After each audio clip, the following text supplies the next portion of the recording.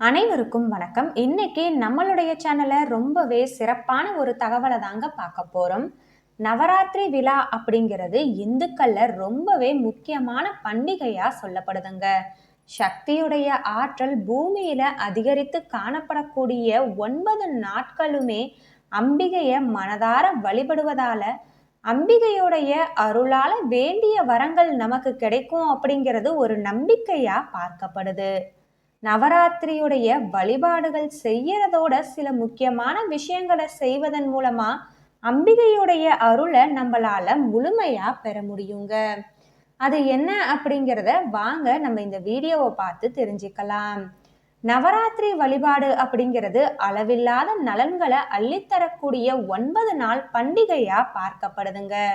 நவராத்திரியுடைய 9 நாட்களுமே அம்பிகையின் ஒவ்வொரு வடிவங்களை வழிபட்டு அருள் பெறக்கூடிய காலம். குறிப்பா நவராத்திரியில துர்க்கை அம்மனையும் துர்க்கையுடைய 9 வடிவங்களால நவ துர்க்கை வழிபாட்டினையும் மேற்கொள்வது தனி சிறப்பா பார்க்கப்படுது. நவராத்திரி வழிபாட்டின நாட்டின் ஒவ்வொரு மாநிலத்திலையுமே ஒவ்வொரு மாதிரியா கொண்டாடுவாங்க. தென்னிந்தியாவில வீடுகள்லையும் கோவில்களையும் பெரிய நிறுவனங்களையும் கொலு அமைத்து நவராத்திரி திருநாளை கொண்டாடுவாங்க.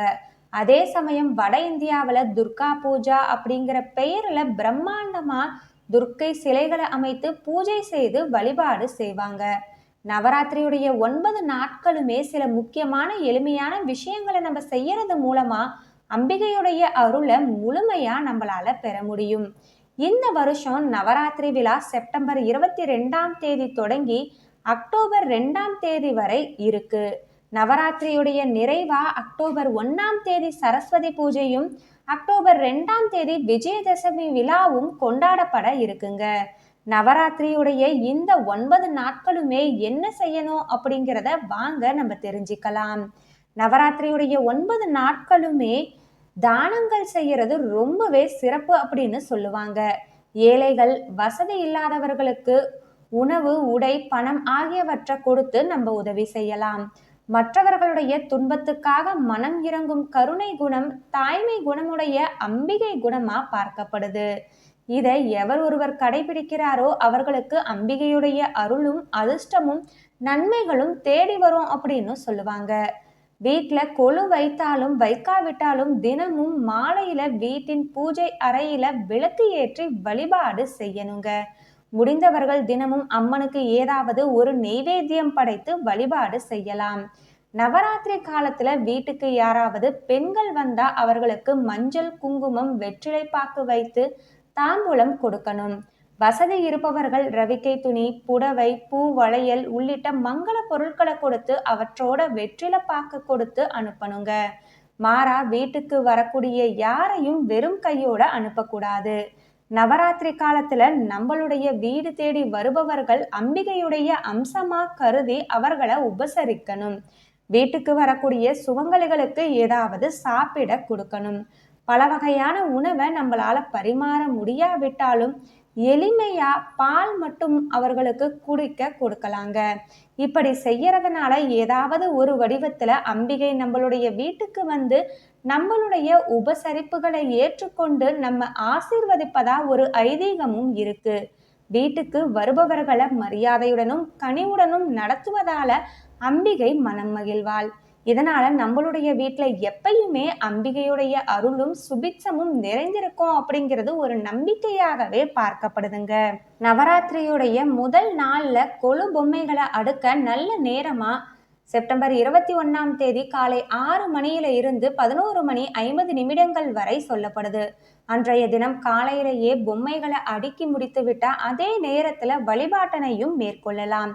கொலு பொம்மைகளை சொன்ன நேரத்துக்குள்ள அடுக்க முடியாதவங்க மாலை 6 மணிக்கு மேல பூஜை செய்து நவராத்திரி வழிபாட்டினை துவக்கி கொள்ளலாங்க. நவராத்திரி பிறந்த புராண வரலாற்று கதை என்ன சொல்லுது அப்படின்னு பாக்குறப்ப பல 100 வருடங்களுக்கு முன்னாடி சும்பன் நிசும்பன் அப்படிங்கிற 2 அசுரன்கள் வாழ்ந்து வந்தாங்களாம்.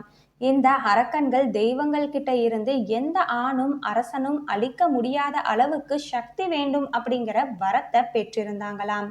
தங்களை அழிக்க யாரும் இல்லை அப்படிங்கிற ஆணவத்துல அந்த அரக்கன்கள் கொடூரமா மற்றவர்களை துன்புறுத்துவது போன்ற செயல்ல ஈடுபட்டு மிகவும் தலைக்கணத்தோட செயல்பட்டு இருக்காங்க. இந்த அசுரன்களுடைய ஆட்சி காலத்துல மக்கள் மிகவும் கஷ்டப்பட்டிருக்காங்க. தவசீலர்களால வேள்விகளை செய்ய முடியல. அனைவரும் இந்த இரு அரக்கர்களையும் கண்டு பயந்தாங்க. இப்படியே தொடர்ந்தா பூமி தாங்காது, மக்களை காப்பாற்ற வேண்டியது நமது கடமை அப்படின்னு எண்ணிய தேவர்கள் மகாவிஷ்ணு கிட்டையும் சிவன் கிட்டையும் முறையிட்டதா சொல்லப்படுது. ஆண்கள் யாராலையும் இந்த 2 அசுரர்களையும் வெல்ல முடியாது அப்படிங்கிறது அவருடைய வரம். அதனால தேவர்களும் மூவர்களும் அன்னை ஆதிசக்தியை நோக்கி பிரார்த்தனை செஞ்சாங்க. மக்களுடைய துன்பத்தை கண்டு மனமுருங்கிய ஆதிபராசக்தி அழகான மங்கையுடைய வடிவம் கொண்டு பூமிக்கு வந்தாங்க. அவர்களுடைய அழகுக்கு நிகர் யாருமே கிடையாது. பிரம்மா, விஷ்ணு, சிவன் என மூவரும் தங்களுடைய சக்திகள் எல்லாவற்றையும் ஒன்றா சேர்த்து அன்னைக்கு கொடுத்து விட்டாங்க. இதனால சிவன், பிரம்மன், விஷ்ணு மற்றும் தேவர்கள் என அனைவரும் சிலையா மாறினார்கள். அதே மாதிரி இந்திரனும் திக்குபாலகர்களும் தங்களுடைய ஆயுதங்களை எல்லாம் கொடுத்துவிட்டு சிலையா நின்றாங்க. அன்னையுடைய அந்த ஆயுதங்களை 10 கரங்கள்ல தாங்கி போர்க்கோலம் கொண்டு அரக்கன்களையும் நிசும்பர்களையும் அவர்களுக்கு படைத்தளபதியான மது, கைடபன், ரத்தவேஜனையும் என எல்லாத்தையும் அழித்து தர்மத்தை நிலைநாட்டினாங்க அன்னை. இந்த தர்ம யுத்தத்தின் போது அவர்கள் சிலையா நின்றதாலதான் அதை குறிக்கும் வகையில பொம்மை கொலு வைக்கும் வழக்கம் நடைமுறைக்கு வந்ததா சொல்லப்படுது. இந்த தர்ம யுத்தமானது தொடர்ந்து 9 நாட்கள் நடந்ததாம். அப்படி நடந்ததுனாலதான் தொடர்ந்து 9 நாட்கள் நவராத்திரி விழா இன்றளவுமே கொண்டாடப்பட்டு வருதுங்க. அந்த காலத்துல எல்லாம் போர் காலையில இருந்து மாலைக்குள்ள மட்டும் நடைபெறும். மாலைக்கு பின்னாடி கூடாரங்கள் அமைத்து போருடைய களைப்பு தெரியாம இருக்க ஆடல் பாடல் போன்ற கலை நிகழ்ச்சிகள் எல்லாம் நடக்குங்க. இது 9 இரவுகள் நடந்ததா சொல்லப்படுது. அதனாலதான் நம்ம நவராத்திரியை 9 நாட்கள் கொண்டாடப்படுவதா புராண வரலாற்று கதையுமே இருக்கு. என்ன நண்பர்களே, இன்னைக்கு நம்ம இந்த வீடியோல ரொம்பவே சுவாரஸ்யமான ஒரு தகவலை பார்த்திருப்போம். இந்த வீடியோ பிடிச்சிருந்தது அப்படின்னா லைக் பண்ணுங்க, அப்படியே மற்றவங்களுக்கும் ஷேர் பண்ணுங்க. நன்றி நண்பர்களே.